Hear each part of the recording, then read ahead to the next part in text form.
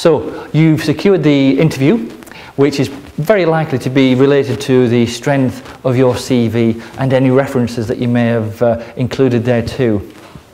But there's a challenge. You'll get asked lots and lots of questions by an interviewer, HR boss or a manager in the organisation. It can sometimes feel like interrogation, but it's not the case. They're just trying to find the right person, and hopefully that's going to be you. But you're going to be asked about key strengths and key weaknesses about you. Now, this can sometimes be a little bit disconcerting because people might think, well, I don't know what my key strength is, or I don't want to tell them. It might be boastful, and certainly people don't want to talk about their weaknesses. But this is the thing, lots of research has been done on this, on how and when to present a strength and a weakness at an interview. Now, the research has identified that if you're asked about strengths and weaknesses, that it says you should present a weakness early on in the discussion. Why? Because it demonstrates that you're a person of integrity. It demonstrates that you're willing to talk about the failings that you've had or failings that you have.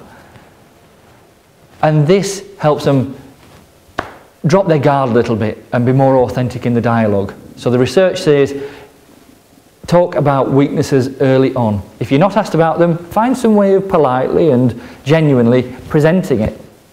Also, when to present a key strength. The research has identified that the best time to talk about your strengths is late on in the interview. Why? Because just like presenting weaknesses is seen as authentic, if it's mentioned by you early on in the dialogue, mentioning strengths or achievements too early on in the dialogue is seen as potentially boastful, and people will think they're going to be working with a big head. So, in terms of weaknesses, mention them early on. Say, look, there was a time when I did mess up. I didn't plan as well as I should have done. I didn't plan as well as I could have done, and I messed up, but I have learned from that, and that's why my CV shows these kinds of results and improvements that you can see. In terms of achievements, if you've got a Harvard MBA and you passed with flying colours, or if you've just won an award for your achievements, mention them late and say, oh, by the way, just before we finish, I was awarded this award. I did achieve that. If you'd like to talk about it, I'm very happy to, but it's entirely up to you. Give them the opportunity. So weaknesses first, key strengths near the end. Have a think about how you can weave this into any interview situation that you have, and also think about what key weaknesses you're willing to mention, and also the ones you wish to keep private, and also in terms of achievements, whether you've won recognition within your industry, Employee of the Year award or something else. How are you going to best present your key strengths and achievements? Take a think. Before you go on to the next video, please think about how you would weave this into the interview, because that's where the results are going to come.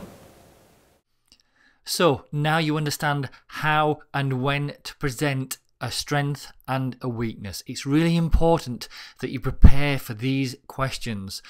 Everyone can answer a question, what's your biggest strength? We all know that answer, but it's also to do with when you present your answer. In terms of biggest weaknesses, there are some that you may wish to keep to yourself, and please think about that too. But how would you present a weakness? Don't just present a weakness and the problem that that weakness has caused in the past.